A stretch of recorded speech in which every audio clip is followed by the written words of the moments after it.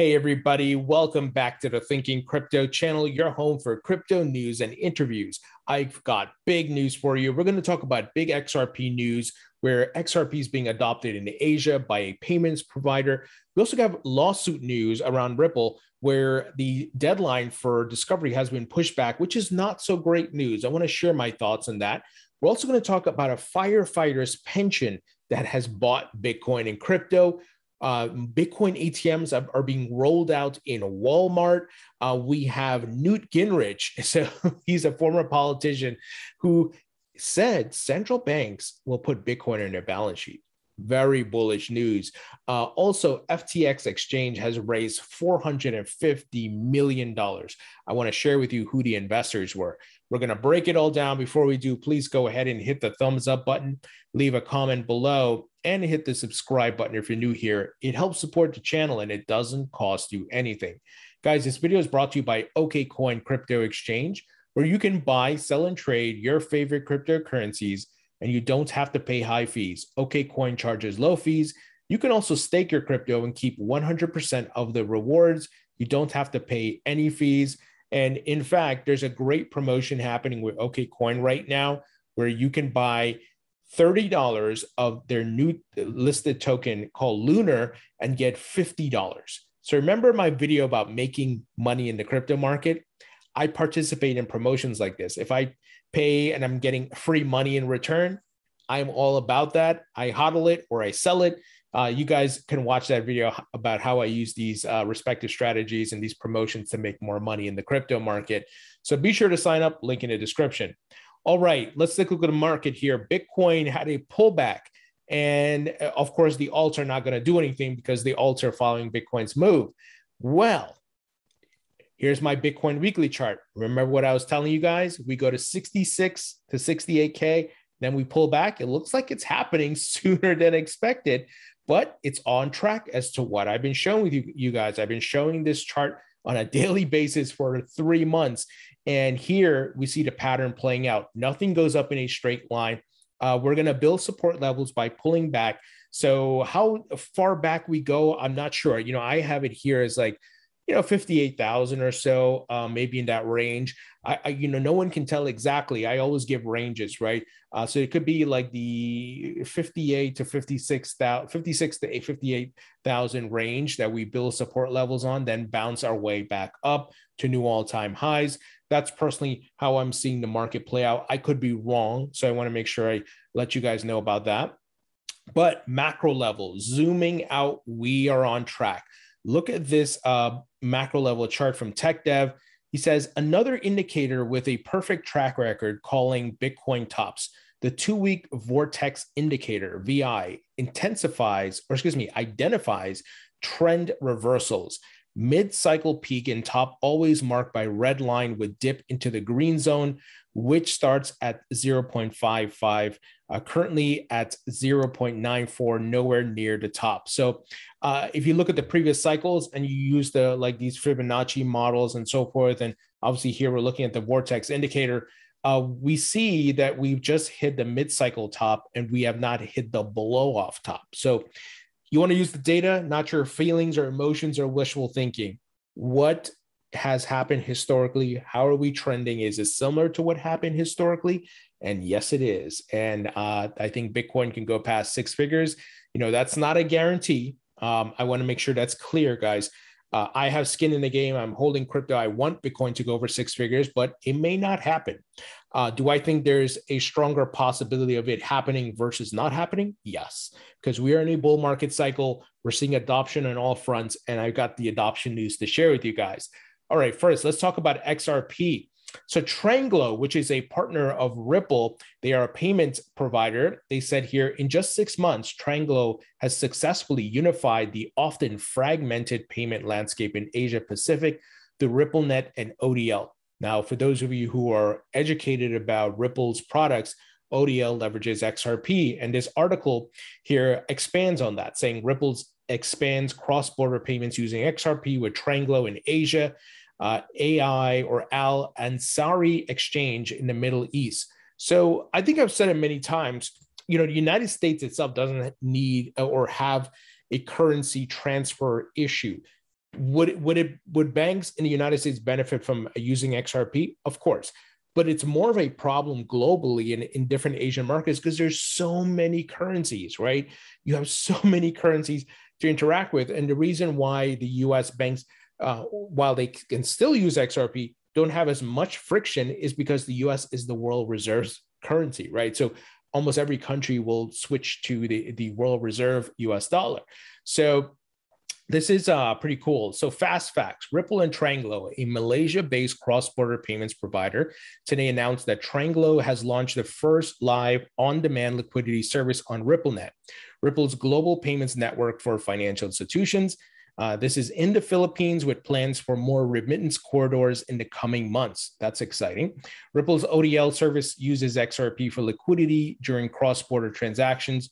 The announcement follows Ripple's acquisition of a 40% stake in Tranglo in March as part of its expansion plans for RippleNet in Southeast Asia. The Philippines is a key market for remittances. It is Asia's third largest remittance receiving country, where funds sent by Filipinos working overseas are an economic lifeline.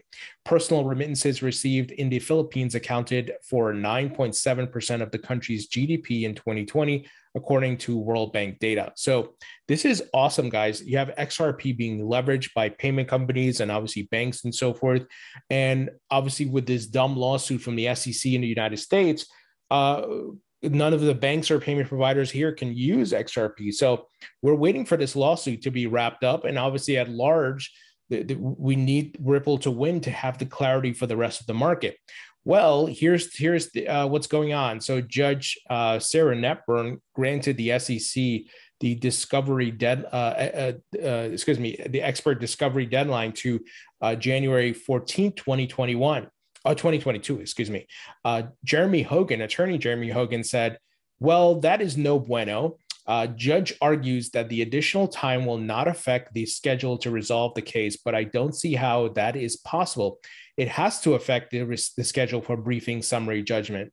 So he's saying the case summary judgment resolution now not until March to May 2022. So a couple of things. A lot of XRP holders started panicking like, hey, XRP is going to miss the bull run. We've seen earlier this year, XRP pumped regardless of this lawsuit, right? And I think it will pump again following Bitcoin's move. What the key factor is, will it gain the momentum, the added boost from the settlement? And that is the question. So I think the price will go up. How high? It's hard to tell if this lawsuit is still hanging around. But the other factor is this bull market cycle is lengthening. We're seeing that, right? A lot of the data says, but will it go to March and May? I don't know. And that's what we don't know, guys. Honestly, I'm not worried. I do believe XRP is going to go up. We saw it happen this year. I think it'll continue to go up, and hopefully something wraps up by January. But, we'll just have to wait and see, guys. Now, Jeremy is obviously an attorney. From his expertise, even if the discovery gets moved out to the 14th of January, he's saying this thing could not wrap up until March through May. So we'll see what happens, my friends. Moving ahead here, Houston Firefighters pension fund makes Bitcoin Ether purchase. The fund has invested $25 million in crypto in what appears to be the first for a U.S. public pension plan. So we're seeing endowments, pensions. There's going to be retirements fund coming to crypto now because of the Bitcoin ETFs. This is very bullish news, my friends. And you want to know why this is happening? Is the returns for Bitcoin and crypto are beating every other asset. And what's also happening is a lot of these assets like bonds and equities are failing. Many of them are negative. Right? They're not giving you anything anymore. You're not making money. So why would these folks want to invest in it? So they're all coming to crypto. So the Houston Firefighters Relief and Retirement Funds purchase marks the first time a public pension plan in the U.S. has announced an investment in digital assets. The fund has invested $25 million in Bitcoin and Ethereum, though it has not disclosed how this is split between the two. The fund holds over $4 billion in total assets.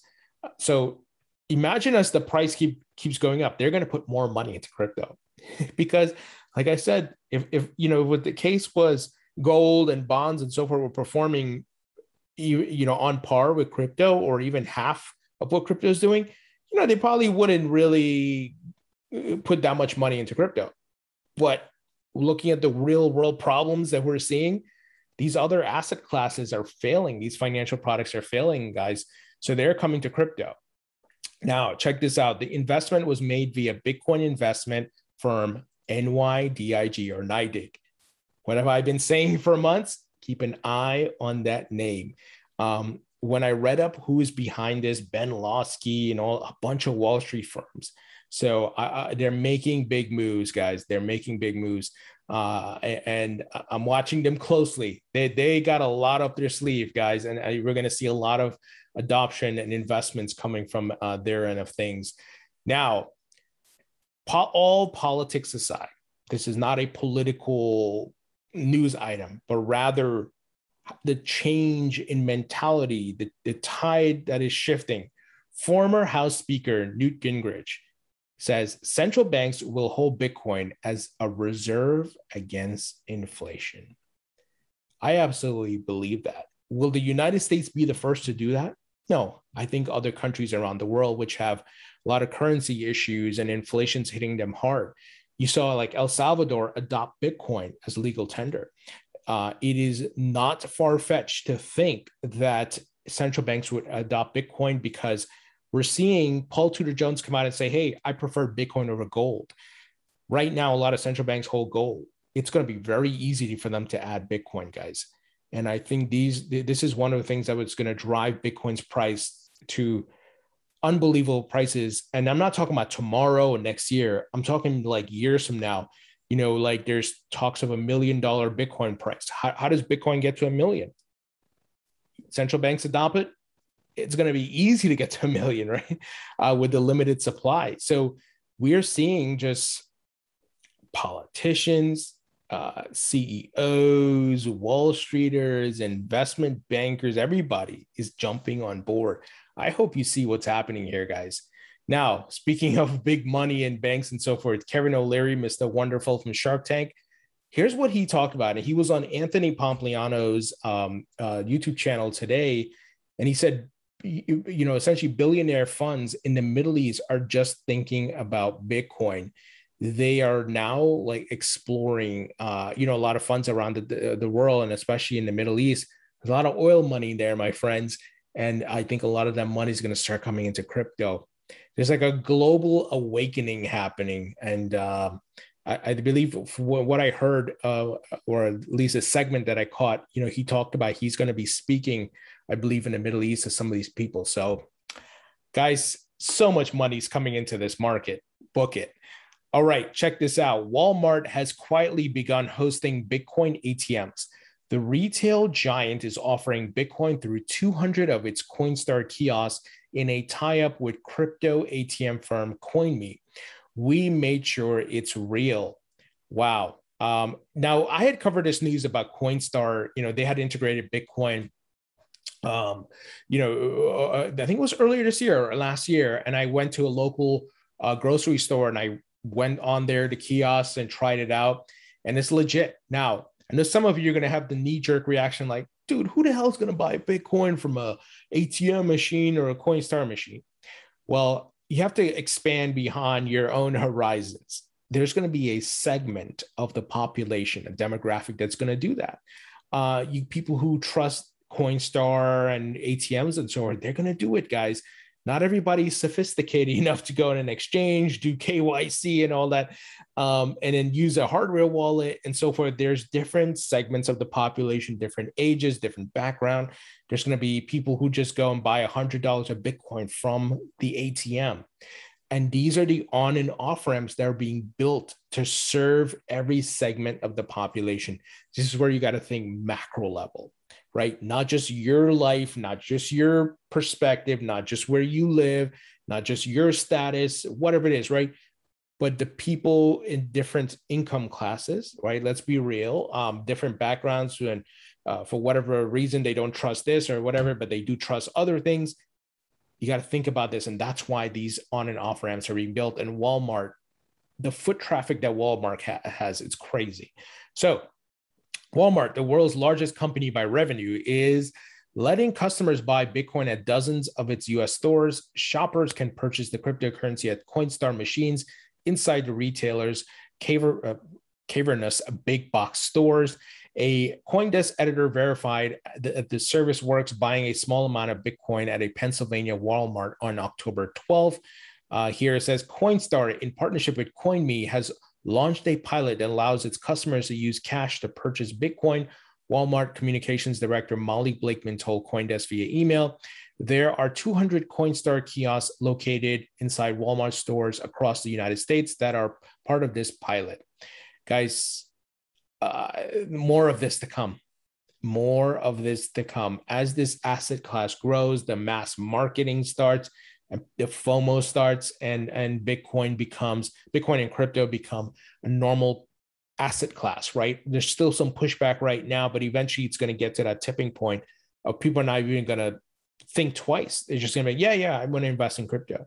Right now it's probably like, I don't know, I haven't heard about it, or I don't understand it, all that, right? Trust me, I hear that even from people who are in the investment world, guys. I'm not kidding. People at banks and so forth, they don't fully understand it. I've spoken to some of them myself. So we're going to get to the point where that's not going to be an issue anymore. And that's going to come through education and marketing and so forth. Now, speaking of marketing, FTX, Sam Bankman-Fried, man, kudos to this guy.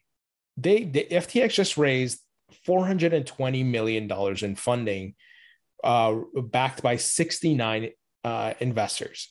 Included in that is a BlackRock. I was pretty blown away when I heard that. And Sequoia as well. These are big time names, guys. Tons of money. I don't know what Sam is saying in these pitch meetings, but man, he's saying the right things because they're getting a lot of money. And we know, you guys may have seen their ads. They're everywhere now. Baseball games, race car tracks and so forth, all the TV commercials. And they're just popping up everywhere, and they partner with Tom Brady, Steph Curry, Mr. Wonderful, Kevin O'Leary. So they are also acquiring companies. So I think that's probably why they're getting that much money. They had made 2 acquisitions, I think Blockfolio, and I forgot the other one, but they're making acquisitions. I think they're making a big push, right, to put their brand out there. They're grabbing up the smaller fish, so to speak, and building out their service with all the bells and whistles. So, man, kudos to Sam. He's a billionaire, and that puts the valuation of FTX at $25 billion. So some of you may be like, well, what does that mean for me? Well, like I've always said on this channel, these elements, these investments of building the infrastructure will result in higher prices. The on and off ramps being built for institutions and retail to come into this new asset class. And this is where you need to have patience. We're still in the first inning, guys. A lot of the money coming in now. And I've often said, I wish I was an accredited investor, guys, where I have the assets and I can invest in the companies building the infrastructure. Not too many people understand what is happening and how those two things are going to help grow the market and the prices as well. But you got to put your business thinking cap on, right? And think about how the internet was built and how Google and Amazon and these so forth, they came to their valuations that they're at now in the stock price. It didn't happen overnight. There's things that had to be put into place. High-speed internet had to happen, right? And a variety of other internet security elements before Google and Amazon and Facebook and so could be what they are now. So that's how I'm looking at it and seeing the building of the asset class. Now, it looks like we got another ETF, Bitcoin ETF, futures ETF, of course. It's the short ARKK ETF. And it looks like we're going to have dozens of Bitcoin ETFs approved. The SEC is just giving the green light on all of them. But of course, we want the spot ETF. That's the important one. Finally, you guys know I have Chainlink in my portfolio. I am bullish on it. Look at this news. The Associated Press, one of the largest news organizations in the world, is launching an official Chainlink node to bring high-quality economic data, sports outcomes, and business financials onto blockchains to support smart contract innovation. I personally think Chainlink will get to $100 plus, maybe $200 at the peak of this bull market. I think it's going to be one of the winners that come out of the speculation bubble. Yes, I said speculation bubble. Every market goes through a speculation bubble. We saw the tech bubble, the real estate bubble, the .com bubble. Doesn't matter. Every market goes into a bubble. So right now, we have the crypto market is heavily speculation, but there's a utility layer that's rising, and that's what's going to, if you were to put it on a linear chart, right, speculation may go about, curve a bit down while linear is curving up, while utility is curving upwards. That's how you got to look at it. And you can ride the speculation bubble and make money in almost anything, right? Dogecoin, right? But when the speculation goes, it's going to eventually lose its theme, right? And then you're going to have the utility. When you're going to see the real winners come on the market, like in the internet boom, pets.com, right? We know what happened to pets.com, but look what happened with Google and Amazon and eBay and so forth. So I hope you understand my analogy. And I believe Chainlink will be one of the winners coming out of this crypto asset class, guys. They're partnering with almost everybody. Their Oracle data and price feeds and so forth are being used by a variety of different projects. So this is a huge partnership and adoption here. And I'm very bullish on it. And this is not financial investment advice. I'm not telling you to go invest in Chainlink. I'm just giving you the reasons why I'm invested in it and why I'm bullish on it. And it is one that I continue to accumulate in the dips. Once again, not financial investment advice. Do your research. Not just because I'm saying this, you go and buy it. Do your research. So huge partnership here. And I'm excited to see how things pan out for Chainlink. So guys, what do you think about this news? Bullish news today. Obviously, we have to be patient, keep looking at the market from a macro perspective. Like I said, it looks like Bitcoin cooling off here as expected. If you've been watching the channel, I've been sharing this chart. You should have expected it as well if you're paying attention. Now, I'm not saying I'm going to get it perfect every time, but I'm not using my emotions. I'm using the data, the analytics, the trends. And that's what's important when it comes to looking at this market, also looking at it macro level. So leave your thoughts and comments below, hit the thumbs up button, share this video, and I'll talk to you all later.